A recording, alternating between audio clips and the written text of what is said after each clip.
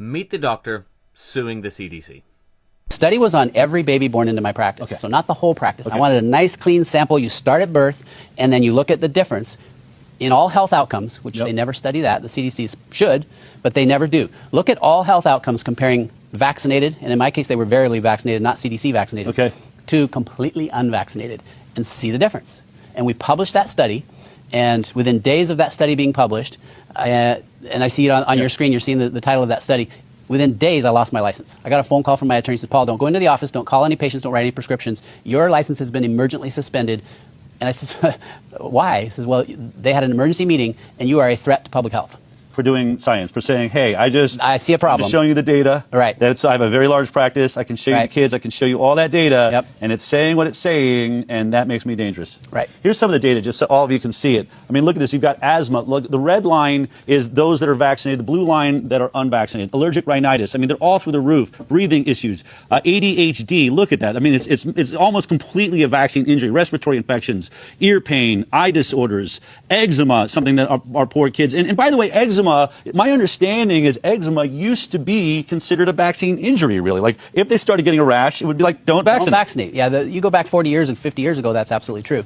We have since been trained, pediatricians today are trained that eczema has nothing to do with vaccines. That's crazy. And in fact, all these things that have shown with statistical significance in a very well done peer-reviewed study that these are directly related, right? So we have three major categories of injury. We have the allergic, which is your eczema, your allergies, your asthma.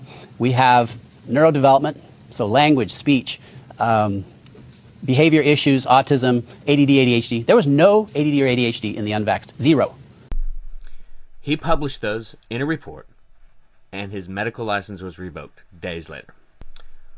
Why? Because he had a potential bias, because he knew which patients were vaccinated and which patients were unvaccinated, and so therefore could diagnose them according to his own bias. And you know what? Fair enough. That's science. It's pretty rigorous. But what he's saying is, the reason I'm doing this is because the CDC should be doing this trial, and you're not. And how do they reward him? They remove his medical license. I do wonder if his results had proven that the vaccinated kids were incredibly so much more healthy. I wonder if his license would have been revoked. So his study was thrown out for potential bias. But you're telling me that in all the decades of vaccine safety studies, there's been no bias present whatsoever by those conducting the studies, and that maybe that's why there's 1,500 pharmaceutical lobbyists in Washington, D.C., making sure that there's no bias present when they're conducting these studies.